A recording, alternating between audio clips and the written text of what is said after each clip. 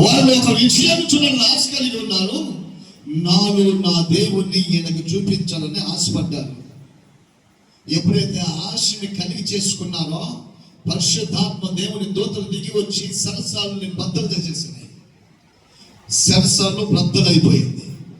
వీళ్ళు వెళ్ళిపోవడానికి అవకాశం కలిగి ఉన్నా కూడా వెళ్ళిపోలేదు. కారణం ఏంటో తెలుసా? సరసాలు మమ్మల్ని పట్టుకోలేదు.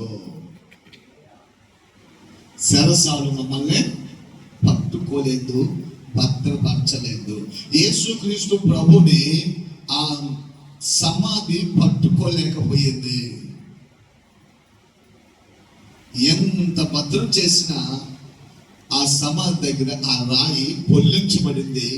రాజు భయపడ్డాడు, ముద్రించిన వాళ్ళు భయపడ్డారు. ఈరోజు నీ జీవితంలో కూడా ఆ ప్రభు చేసిన కార్యాలు నీ జీవితంలో జరగాలి అంటే నీ జీవితం మార్పు చెందాలి, మానవ మనసు పొందాలి. రక్షణ కలిగిన దేవుడు, రక్షించగలిగిన తండ్రి నా హృదయంలో ఉన్నాడు. ఈ శరీరాన్ని ఒక తాగుడుకో, ఒక మందుకో, ఒక మంత్రానికో, ఒక వేడికో, ఒక బాధకో, ఒక సిగరెట్కో, ఒక గుట్కాకో నేను దానం వల్ల చేయను.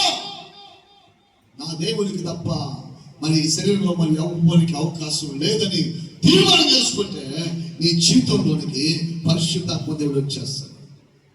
ఆయన వస్తే నిన్ను బంధించగలిగిన వాడు ఉండడం, నేను తాకగలిగిన వాడు ఉండడం, నీ మీద వ్యతిరేకంగా లేగలిగిన వాడు ఉండడం. లేస్తే వాడి జీవితంలో నరకం.